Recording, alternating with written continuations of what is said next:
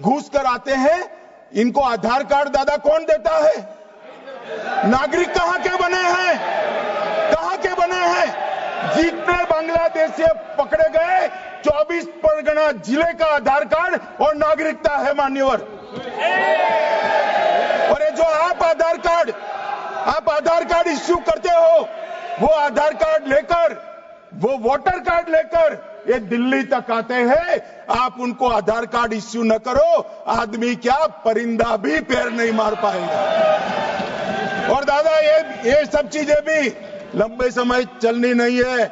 26 में चुनाव है, बंगाल में कमल खिलेगा और पूरा बंद होगा। माने कितनी जगह थी तो 112 किलोमीटर जो नदी है, नाले हैं, एक कठिन भौगोलिक परिस्थिति है, वहां से लोग आते हैं।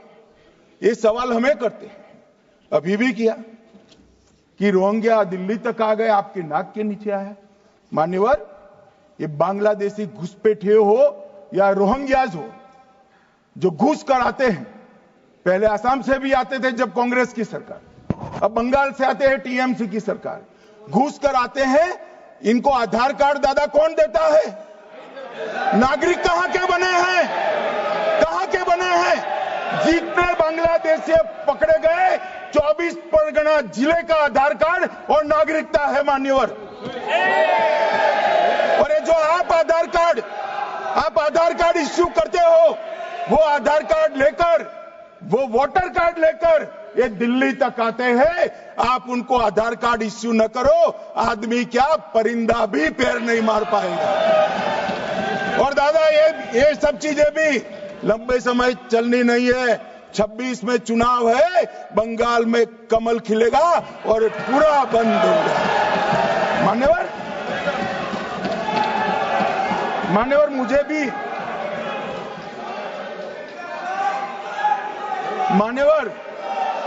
मैं आज कहना चाहता हूं,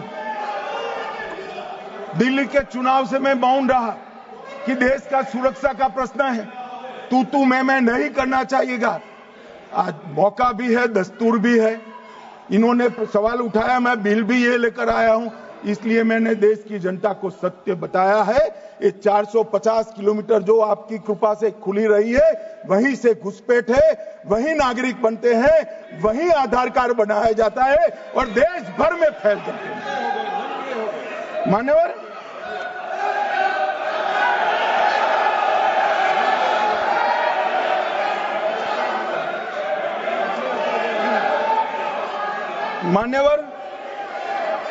एक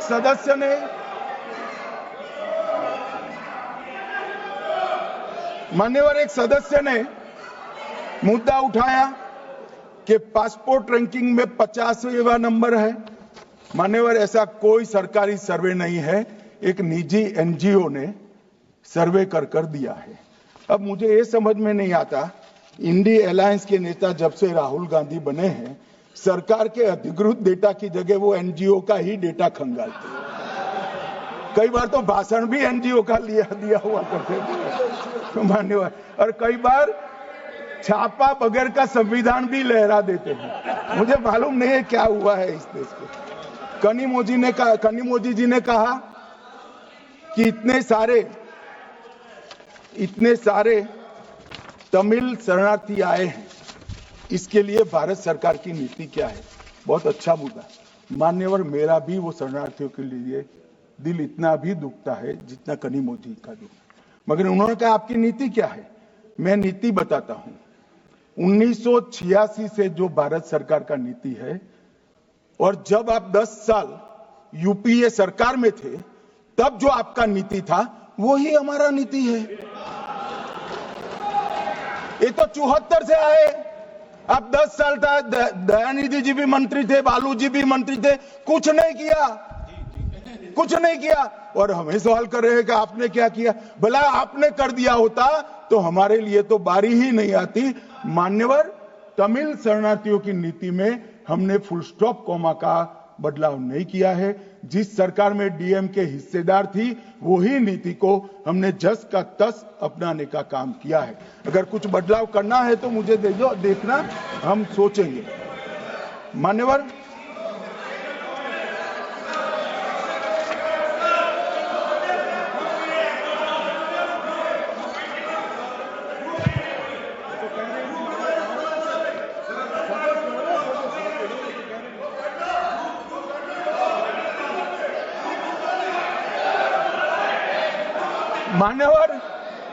मान्यवर, मुझे अब तक एडीएमके के सारे एमपी 4 बार मिले अलग अलग समस्या पर, एक में भी तमिल शरणार्थी का जिक्र नहीं। और कहते हैं डू समथिंग। भाई आप तो कहते हैं, हमने तो आपकी नीति पर चले, हम माने ये सच्ची होगी। अभी भी आप दीजिए, हम सोचेंगे इस पर।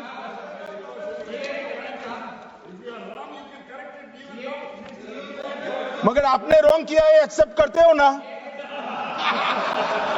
आपने रॉन्ग किया वो तो स्वीकार कर लिया, चलो अच्छी बात है। मान्यवर, एक सीए का जिक्र है, मैं इसमें कोई राजनीतिक टिप्पणियां करना नहीं चाहता। मैं इतना कहना चाहता हूं कि आजादी के वक्त जब आनन फानन में देश का विभाजन किया गया और दोनों ओर भयंकर खूनामार की हुई, हजारों बौद्ध, हिंदू, सिख लोग ट्रेन की ट्रेन भरकर काट दिए गए मान्यवर, तब हमारे देश के नेता गांधी जी, नेहरू जी, सरदार पटेल सबने अपील कहा था कि वहां रह जाइए, अभी स्थिति ठीक नहीं है, बाद में भारत में आपका स्वागत है, आओगे तो अब भारत के ही माने जाओगे। मान्यवर, वो लोग वहां अपने धर्म को बचाने के लिए, परिवार को बचाने के लिए, महिलाओं की परिवार की महिलाओं के सम्मान को बचाने के लिए भारत में आए। आने की व्यवस्था नहीं थी, कोई पॉलिसी नहीं थी, कांग्रेस की सरकारें बना करती थी। मान्यवर, कांग्रेस वादा भूल गई, वो घुसपैठ कर आए, सो कॉल्ड घुसपैठ। मगर मैं इसको घुसपैठ नहीं मानता, ये रियल शरणार्थी है मान्यवर, रियल।